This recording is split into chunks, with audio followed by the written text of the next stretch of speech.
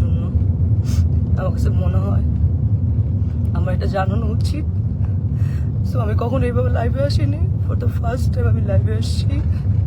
So আমি এই মুহূর্তে আছি হচ্ছে মানিকগঞ্জ।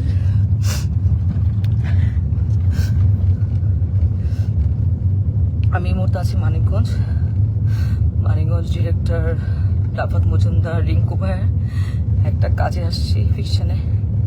এখানে আমার সাথে আছে তানজিন তিশা, সুতিজামান সেলিম ভাইয়া, মোমেন আন্টি এবং অ্যাক্টর মিরাপি। তো আমি জানি না আসলে, গতকালকে আমার প্রথম সিন এবং গতকালকে আমি মানিকগঞ্জ আসি। এসে আমি তানজিন তিশা আপুর জন্য আমি খুব সুন্দর ঢাকা থেকে গিফট নিয়ে আসছিলাম, যে আমি তানজিন তিশা আপুকে গিফটগুলো দিব। কারণ আপু এত সিনিয়র, আপু একটা ফিল্ম করতেছে, আপুকে উইশেসের জন্য আমি আপুকে আসলে গিফটটা দিই, কিন্তু আপু গিফটটা নেয় না এবং সে গিফট অ্যাকসেপ্টও করে না, এবং সেখানে সবাই ছিল, সবাই দেখছেও। তো আমি কিছু বলি না যে উনি হয়তো গিফট নেয় নাই, ঠিক আছে মেনে নিচ্ছি।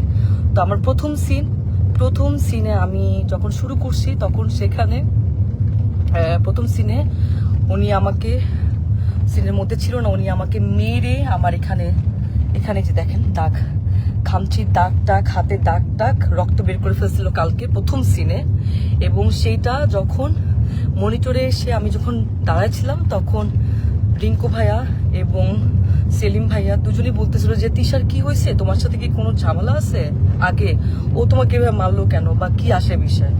আমি তখন আসলে এক পর্যায়ে আসলে আমি বলেই দিছিলাম যে হ্যাঁ, এর আগে আমি যখন আসলে নাটকে মুশফিকুর ফারহানের সাথে কাজ করতাম অ্যাজ এ কো আর্টিস্ট হিসেবে, তখন তিশা আপু আমাকে এরকম ফোন দিয়ে থ্রেট দিছিল যে হ্যাঁ ফারহানের সাথে কাজ করতে পারবা না।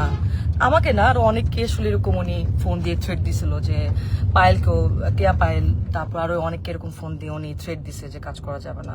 তো আমি তখন বলছিলাম ওই সময়টা যে আপু কেন আমি কাজ করব না, আমি তো আর্টিস্ট, আমি তো সবার সাথেই কাজ করব, ফারহান ভাইয়ের সাথে কাজ করব, জোবান ভাইয়ের সাথে কাজ করব, সবার সাথে। ফারহান ভাইয়ের সাথে কেন কাজ করব না, কি সমস্যা কি? তখন আমি বলছি হ্যাঁ আমার ফারহান আমার জামাই হয়। আমি তখন আর কিছু বলি না, আচ্ছা ঠিক আছে মনে হয় পার্সোনাল ওনাদের ব্যাপার হয়তো। তারপরে এরপরে গিয়ে কিন্তু আমি ফারহানকে জানাইছি ফোন দিয়ে যে ফারহান তিশা আপু কিন্তু আমাকে ফোন দিয়ে এইসব কথাবার্তা বলছে, এইভাবে হলে তো কাজ করতে পারবো না। তো সেটাও তাও 1-2 বছর আগের কথা। যাই হোক, উনি হয়তো ওই ক্ষোভ বা এই রাগ নিয়ে আসে কিনা আই ডোন্ট নো। আজকে আমার সব সিন শেষ, আমি লাস্ট সিন। তো ওই সিনের মধ্যে লেখা ছিল যে আমি গিয়ে তিশাপুকে, সিনের মধ্যে লেখা যে আমি গিয়ে তিশাপুকে চট দিব এবং চট দেওয়ার পর উনি ওইখান থেকে চলে যাবে, এটা সিনের মধ্যে লেখা। তো আমি টেকনিক্যালি, আমরা তো আর্টিস্ট, আমরা তো টেকনিক্যালি কিন্তু আসলে আর্টিস্টকে আমরা যদি কেউ কাউকে মারে বা আঘাত করে আমরা কিন্তু খুব সফটলি টেকনিক্যালি সেটা করি। তো আমি তিশা আপুকে খুব আস্তে করে গালের মধ্যে জাস্ট একটু গালে হাত লাগাইছি। উনি চলে যাওয়ার কথা ছিল, কিন্তু উনি চলে না গিয়ে উনি সিনের মধ্যে, ক্যামেরা ওপেন ছিল, ক্যামেরা ওপেনে সিন চলতেছে, মানিকগঞ্জে এখানে অনেক মানুষ ছিল, তারপর ডিওপি ভাই আরো সবাই ছিল, এডিটর সবাই ছিল, উনি ওইখানে আমাকে এমন ভাবে মারছে আমার গালের মধ্যে এত জোরে জোরে মারছে, আমার গাল, আমার চোখ ফুলে গেছে। আর আমি আমি আমি মানে কথা বলতে পারতেছিলাম না, আমার এই জায়গাটা এত জোরে লাগছে, তো আমি নিতে পারি নাই। এন্ড উনি এটা ইন্টেনশনালি করছে, এবং করার পর আমি বললাম যে আপু এটা কি করলেন, আপনি কেন মারলেন আমাকে, আপনার তো এটা সিনে ছিল না। এন্ড উনি আমাকে যা তা গালাগালি শুরু করছে। উনি জানি না আসলে উনি কিছু খাইছে কিনা, কারণ উনি গতকালকেও খুব উইয়ার্ড আচরণ করছে। গতকালকে উনি এরকম 40 মিনিট 50 মিনিট এরকম বাথরুমের মধ্যে আটকা থাকতো, কি খায় না খায় আমরা জানি না, ওনার গায়ে থেকে গন্ধ আসে, অ্যান্ড কেমন যেন পাগলের মতো অ্যাটিটিউড করতেছে। এখন উনি কি নেশা করছে কি নেশা করে না সেটাও আমি জানি না, কিন্তু কেমন যেন পাগলামির মতো আচরণ করছে, অ্যান্ড এটা সবাই দেখতেছে। তো উনি আমাকে চড়া মারার পর আমি বললাম যে আপু আপনি এটা কি করলেন, আপনি কেন মারলেন আমাকে এভাবে, সবাই তো দেখছে। তো উনি আমাকে বলে, আমি পরে ওনাকে বললাম যে আমি কিন্তু অ্যাক্টর সিকিউরিটিকে জানাবো, আপু আপনি যে আমার সাথে এটা করলেন এটা আপনি ঠিক করেন নাই, আপনি আমাকে এভাবে মারতে পারেন না। তো উনি আমাকে বলে যে ও আচ্ছা অ্যাক্টর সিকিউরিটিকে জানাবা, ও ভাইরাল হবা, একটু ভাইরাল হতে চাও। আমি ওনার কথা শুনে অবাক হলাম যে একজন সিনিয়র আর্টিস্ট কিভাবে এই কথাগুলা বলে। অ্যান্ড উনি এত বছর ধরে কাজ করছে ইন্ডাস্ট্রিতে, উনি আরো আমাকে গাইড করবে, উনি আমাকে আরো হচ্ছে হেল্প করবে, কিন্তু উনি যদি উল্টা আমাকে এইভাবে নেগলেক্ট করে কথা বলে, তাহলে আমি আমি আমি আর্টিস্ট হয়ে আমি কিভাবে ওনার সাথে কাজ করব, কিভাবে করব বলেন।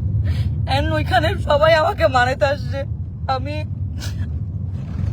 সবাই দেখতেছে যে উনি আমার সাথে কারো ব্যবহার করতেছে, আপনারা আমাকে কি মানাবেন? তো আর্টিস্ট হয়ে তো আর্টিস্টের কাছ থেকে এটা তো আমরা একসেপ্ট করতে পারি না। আমাকে এমন ভাবে মারছে, আমার এক পাশে কারের দুলো কোথায় পড়ে গেছে, আমার কোনো কিছু খেয়াল নাই।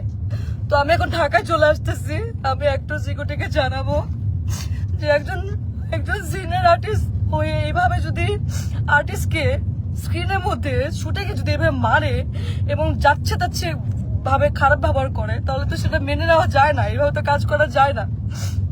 আমি তো এর আগেও মেহজাবিন আপুর সাথে কাজ করছি, কাজলের দিন রাত্রি, সেখানে বিকি ভাইয়ের কাজ করছি। কই মেহজাবিন আপু তো আমাকে এত সুন্দর করে কিভাবে কাজ করতে হবে আমাকে সাজেশন দিছে, আমাকে এত সুন্দর করে ট্রিট করছে।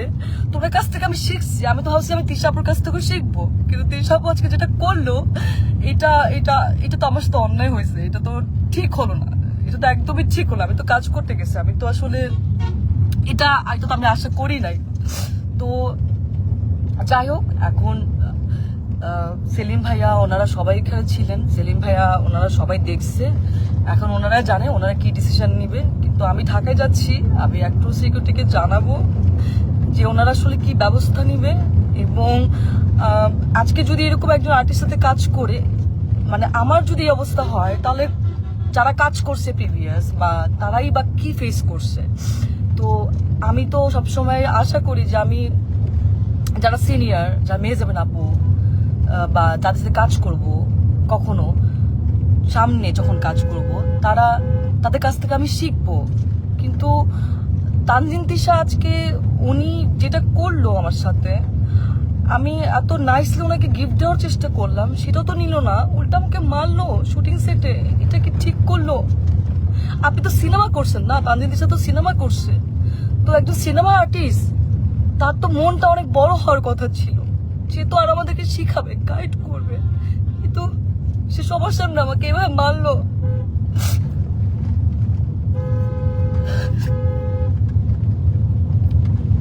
যাই হোক, আমি ঢাকায় যাচ্ছি, আমি